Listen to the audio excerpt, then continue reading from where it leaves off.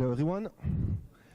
So yeah, 13 years ago, I was participating in this contest as well, and I didn't win. I just got a T-shirt out of it, and they told me today that I could get another T-shirt, but do you mind if I just grab this and run? I mean, you don't really need it. Are you allowed to bring your own keyboards this day? No. Back in my day, we were allowed to bring our keyboards, and they stuck this label on the back of the keyboard with the name of the team on it so that it wouldn't get lost. And it was a good keyboard, so I kept that label on for years, not because it was attached to it or anything, but because you knew that if you tried to remove it, you would have to spend hours scraping off every last bit of glue. So yeah, don't use your own keyboards. So today I wanted to get you a bit in the mood about performance and clever algorithms. I don't have much time to talk about it. I planned something like an 8-hour course, but it's not going to fit. So instead I'm going to talk about a few very simple concepts. Optimization. You know what optimization is. It's what magic happens in the compiler when you turn your code into something that gets executed. And the compiler is going to do its best in order to create code that runs as fast, as tight as possible. And then things execute. And introspection is the ability for a program to look at what it is doing at a specific moment, or at what it contains in terms of code, in terms of data structures, and make decisions based on that. And it means that through introspection, your program has access to information that the compiler could not possibly have access to. And based on that, you can do another wave of optimization while the program is running. So this is a very general concept, and if you have ever used Lisp or a language from the Lisp family, there's probably hours of content that I could talk about, so I'm not going to talk about Lisp at all. Quick introduction, I work for LOKAD. We do supply chain optimization, which means our customers have to make tens of thousands of small decisions on a daily basis, like how many units of each product I order, and how do I move them around between my warehouses, and what investments do I need to make. And this means to produce those results for them, we need to process gigabytes, or sometimes even terabytes of data. And we're fairly keen on optimization. Actually, we've created our own programming language, which means that we have a compiler and we have a virtual machine of our own that generates code on the fly in order to optimize what we're doing. Another thing that we're doing at LOKAD, which also involves Hive performance, we're working on a project called Terab, which is intended for cryptocurrencies, specifically Bitcoin Cash.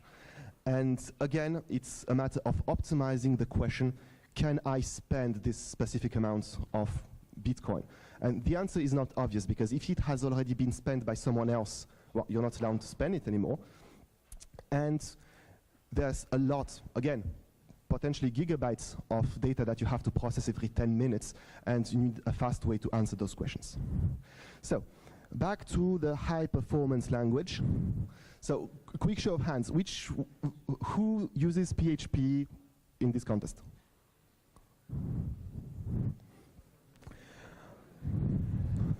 There's no shame in it. I was using C++. Didn't work out for me, so who knows? Who's using C++ or C or Rust or similar languages? Well, duh. Who's using Java or Java family languages? I'm still very bitter about one of the performance questions in my contest. We lost with C++ and they won with Java because they had hash tables. Yeah, it's better today. And who's using .NET languages like C#, F#, Visual Basic? Oh. Good. Okay, so I'm going to talk about PHP in a very... Oh, sorry. Does anyone use Python? Who's using more than one language?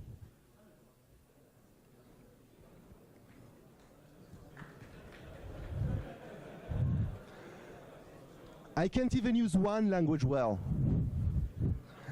Okay, so back to PHP.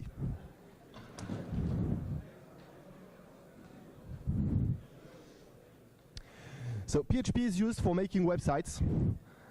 And there's a classic problem when you create websites is that you have several pages, like a page for viewing your shopping cart and a page for starting the checkout process for your shopping cart. And you have an architecture problem, a code layout problem where you want to decide where do you place the code for each one of those pages. And so, well, we came up with a convention like 20 years ago. We'd say, well, the first part of the URL, we're going to call it the controller, and we're going to put all the related pages in a single controller in a class, and then each different second segment is going to be called an action, and we're going to put it in a method. And it wasn't Python that came up with this, it was older than that, but Python really helped popularize the concept. And this is what it ends up looking like. So it's easy to find out where the code that you're looking for when you're looking for that bug, where the code is running. And now the question is, how does your web framework decide which class to instantiate and which methods to call? So if we did it by hand, we would do this. So we create an instance of the cart controller and we call the checkout action method, but we don't want to be doing this by hand. So the framework uses the fact that PHP is a dynamic language, which means that we can create a class by using a variable containing the name of the class, and we can call a method by using a variable containing the name of the method. And this is fast. Well, no, actually, it's not too slow. It's not slower than what the language does by default, because even if it was a constant, the language would still have to look up in a dictionary of all types by name to find the correct type. But that's okay. PHP isn't fast, but you can just run 100 machines of it, and it's going to work anyway, mostly. A lot of people thought this was a great idea, and they started doing it in other languages, like C# and other compiled languages. And you can do this kind of things in C# as well, using something called reflection. So reflection is the compiler exposing inside the program information about its structure. So you have a list of types, and you can search for a type by name. And on a given type, you can fetch a constructor and invoke it to get an instance of whatever type you just wanted. And you can find the method by name, and you can invoke it. And this is actually going to call the method. So this code is about equivalent to the PHP code I just showed, except the difference in performance between the compiled version and this dynamic version is 1 or 2 orders of magnitude. This is very slow. Invoke is very slow. Having to look for reflection through all the types and all the methods is very slow. So the first obvious optimization step, which everyone does, is you, at startup, create a dictionary so that you don't have to actually look through the types and look through the methods to find what you are looking for, because you expect, if your site is fairly successful, that each method will be called enough times to make it worth the optimization. So we've optimized half of the problem away by saying, well, I just have a dictionary that I can look into, and during initialization, I can just run through all the types, fill the dictionary, and that's it. Except the slow parts are still there. Like invoke is very slow. Invoke has to check that the method can be called, check that the method can be called with that number of arguments, check that the arguments have the correct type, check that the object on which the method is invoked really does have that method because it is of the correct type, and so on. So this is still slow, still 1 or 2 orders of magnitude slower. So the solution is to generate code. And for this, we're going to rely on an architecture which was popularized first by Java. It was older than Java, but it was first popularized by Java and reused or shamelessly stolen by Microsoft in order to create the .NET framework. So C# is not compiled directly to machine code like C++ or Rust would be. It's first compiled to CIL, which was formerly named MSIL for Microsoft Intermediate Language, but they decided to standardize it. I guess too many people were writing it with a dollar as the S. And this CIL is what is delivered to the machine that will actually execute the code. So on the machine that executes the code, you have a second compiler, which is called the JIT, just-in-time compiler, which will actually turn the CIL into machine code. And so you have access from your program to this compiler. You can generate new CIL on the fly and give it to the JIT to compile, and the JIT will take care of all the nasty stuff like register allocation and linking your calls to the actual locations of the methods and using the actual types and so on. So this is what we're going to use here. CIL is actually a fairly simple language. It's significantly simpler than most assembly languages. It's a stack-based language, so you don't have to deal with registers, you just have to deal with a stack. So this lambda creates the controller, calls the action, passing it the argument. And if you want to translate this to IL, you say, well, new obj, and you pass it the type, and the JIT will take care of linking to whatever constructor really needs to be used. Then you load the first argument, which is request, and you push it on the stack. And then you say callVirt, which calls a virtual function, which is checkout action. And the JIT compiler knows that checkout action takes one argument and needs an instance to be called on, so it pops the top two elements from the stack and generates the code that actually invokes the function.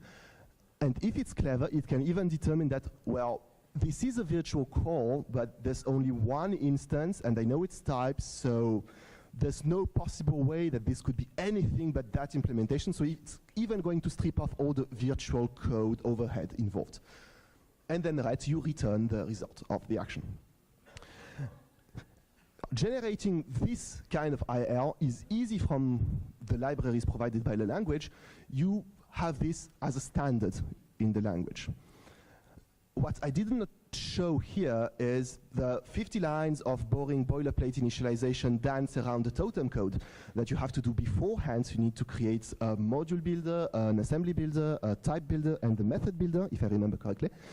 And there's also some dancing to be done after the last emit. So it gets old quite fast. And the other thing is that, well, I'm not that good at writing hundreds of lines of IL. I might write like 5 lines of it, but not 100. So we have access to another thing. Oh, forgot about this slide, never mind. So we have better tools which have been introduced later on, which actually let you build a language inside the language. So in addition to IL, which is a language that is part of the virtual machine, you have another language, which is the LINQ expressions, which is a lot more functional. It's an expression-based language. You can actually generate this code using literals in C# code. And, well, it fairly looks like the code that we're trying to generate. So we create a parameter, which is request. We can even give it a name for debugging purposes. And the body is to call the action with the request argument on the object returned by calling the constructor. And all you need to do, all the boilerplate needed to compile this into an actually executable method is the last line. You just do .compile and it does everything for you. And I know that Lisp does this a lot easier, but well. Okay, so this is in a way cheating, because it was about something that should have been part of the compilation itself. You know at compilation time the list of all methods that you need to call, you know everything, so you could generate it, and this is just cheating by pushing to the initialization time things that should have been done during the build process. Hey. The other thing that is more interesting is when you do not know at initialization time the things that you need to generate. So the volcano model, has anyone heard about it? Does anyone know SQL, the database query language? Okay, so I'm going to select the Pokemon that are effective against water and have an evolution level that is not the maximum level.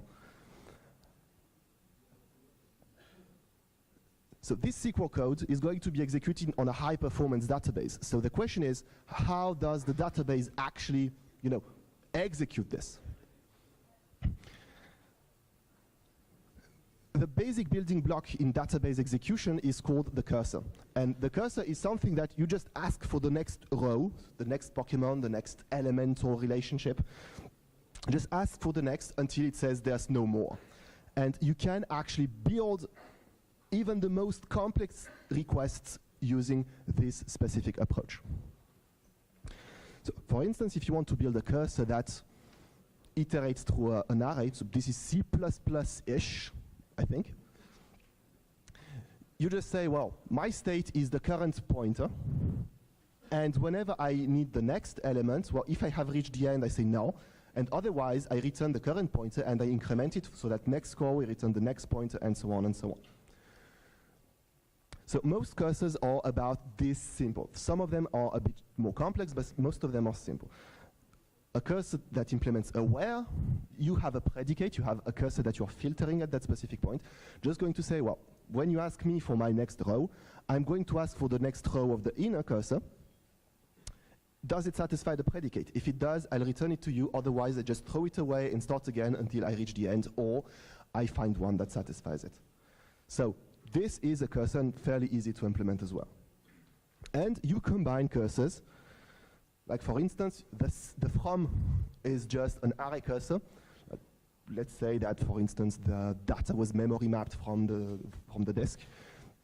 And applying a where on top of that is just creating a where cursor on top of it.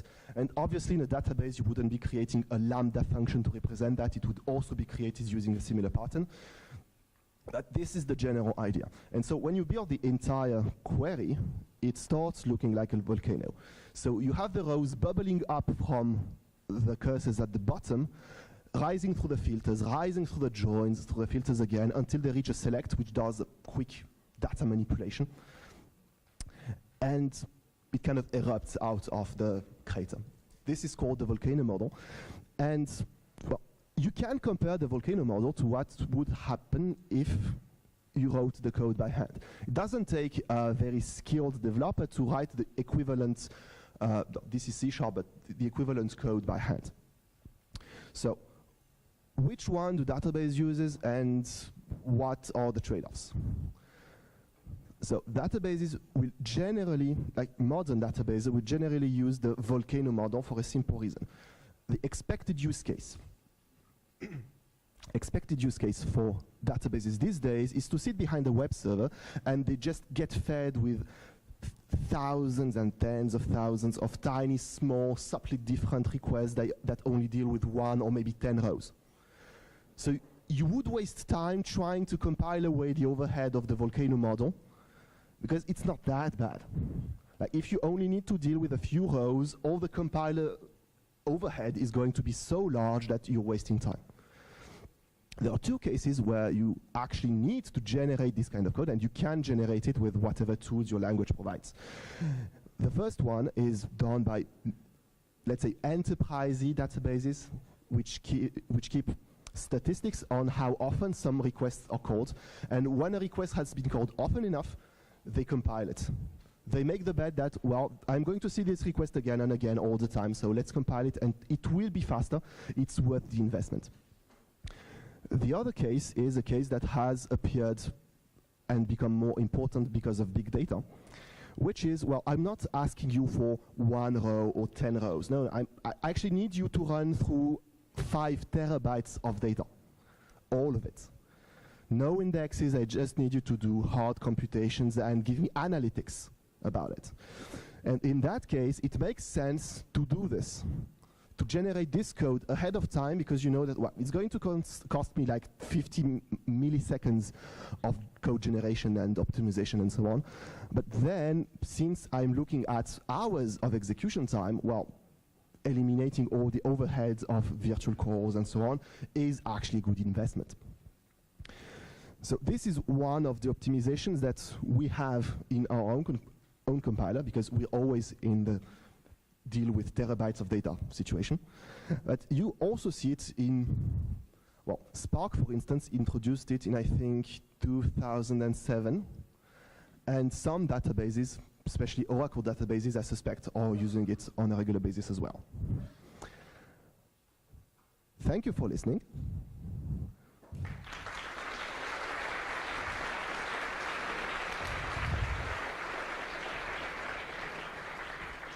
Do we still have time for questions? Yeah, we have time for questions. Thank you, Victor. So, are there questions? Easy ones, please. Easy one questions. I have a first easy questions. What would be, it's, as you're one of our alumni, SWERC member, what would be your advice for the teams who are here to win the trophy from your experience at the SWERC? My advice is train a lot beforehand. Good luck. Okay. I'm not kidding. This is probably why we failed. Are there questions from the audience?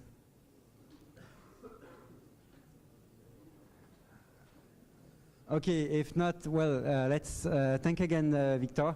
Thanks for coming with us, and he will be with us also tonight and at the booth, so you can chat with him if you wish to. Thank you very much again.